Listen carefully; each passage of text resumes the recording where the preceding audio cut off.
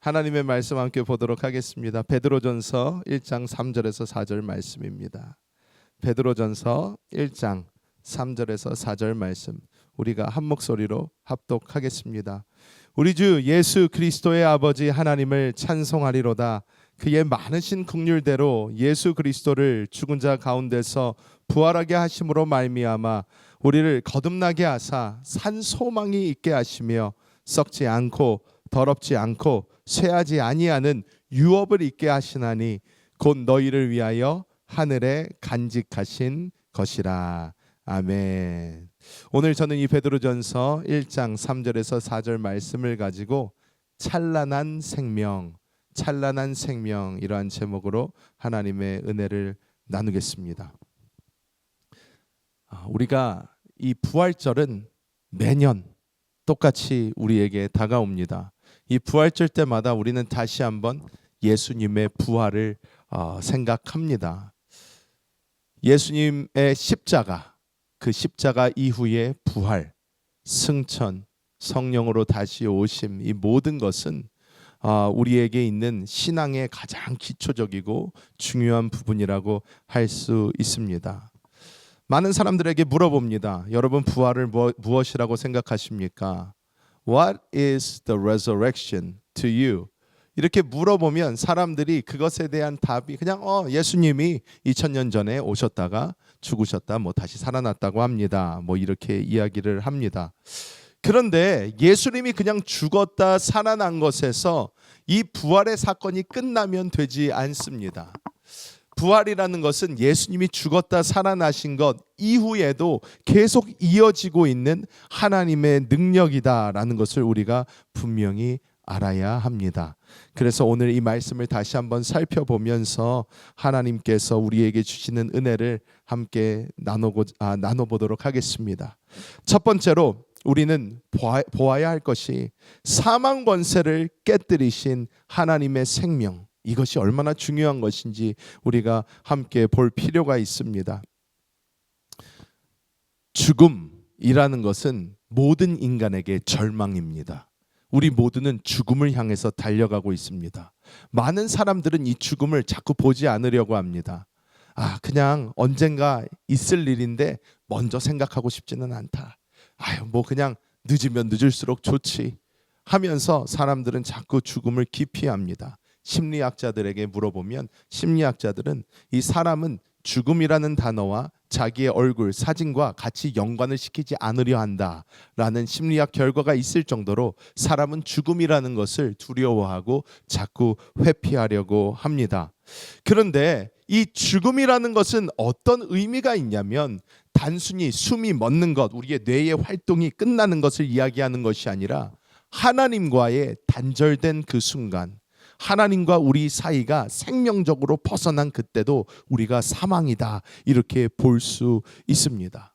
그런데 예수 그리스도께서 십자가에서 하셨던 그 일이 얼마나 고통스럽고 잔혹한 일이었는지 우리는 좀 제대로 볼 필요가 있습니다. 많은 사람들이 겟세마네 동산에서 예수님께서 기도하시면서 땀방울이 핏방울이 되고 하나님께 주여 하실 수만 있다면 아버지의 이 잔을 내게서 옮기시옵소서 했던 것이 예수님이 맞으셔야 됐던 채찍 때문에 십자가의 고난 때문에 라고 생각을 하는데, 예수님이 당하신 것을 우리 신학자들은 이야기를 하면서 저는 이것을 공부할 때 정말로 제 마음속에 굉장한 슬픔이 다가왔습니다. 이유가 무엇이냐? 예수님은 성삼위일체이십니다. 즉 이 트리니티, 하나님, 예수님, 성령님은 늘 사랑 안에서 하나인 분들이에요. 그런데 이 하나이신 이 성삼위일체 되신 하나님께서 육신을 입고 이 땅으로 오셨어요. 그리고 예수님께서는 하나님과의 관계를 늘 보여주십니다. 기도를 통해서 보여주십니다. 나는 아버지의 뜻대로 한다 하시면서 늘 기도하는 모습을 보여주시면서 하나님과의 연결성을 보여주셨어요. 그런데 예수님께서 십자가에서 하셨던 일은 무엇이냐면 그 하나님과의 단절을 보여주셨어요. 예수님께서는 말씀하십니다. 아버지여, 아버지여, 어찌하여 나를 버리시나이까 이렇게 이야기를 합니다. 여기서 시편을 읊은 것이다. 사람들은 이렇게도 이야기를 하지만 예수님께서 그 십자가에서 받으셨던 것은 하나님이 온 인류를 향해서 쏟으시는 그 하나님의 공의를, 하나님의 그 justice, 하나님의 이 죄에 대한 이 분노, 진노를 하나님께서는 예수님께 그냥 쏟아버리신 거예요. 예수님 혼자서 다 감당을 하셨어요. 거기서 예수님은 하나님과의 단절, 하나님과 끊긴 것을 느끼셨어요. 아버지, 하나님이여 하나님이여 어찌하여 나를 버리시나이까. 홀로 그것을 다 받으시고 가장 외롭고 처절하게 예수님은 십자가에서 죽음을 맞이하셨습니다. 근데 이 죽음이 우리 모든 사람에게는 끝이라고 늘 생각을 했어요. 우리는 늘 죽으면 끝이다 라는 생각이 사람에게는 있었어요. 근데 예수님께서 그 죽음을 들어가셨어요. 죽음으로 다 이루었다. 죽으시고 예수님께서는 이 죽음의 가장 깊은 곳까지 들어가셨습니다. 그런데 예수님께서는 거기에서 머물러 계셨던 것이 아니라 그곳에서 다시 살아나십니다. 요한복음 11장 25절 말씀 우리가 함께 읽어볼까요? 예수께서 이르시되 나는 부활이요 생명이니 나를 믿는 자는 죽어도 살겠고, 이렇게 말씀하고 있습니다. 사도행전 2장 24절 우리가 함께 읽어볼까요? 하나님께서 그를 사망의 고통에서 풀어 살리셨으니 이는 그가 사망에 매여 있을 수 없었음이라. 사망, 이 death가 예수님을 잡고 있을 수가 없었던 거예요.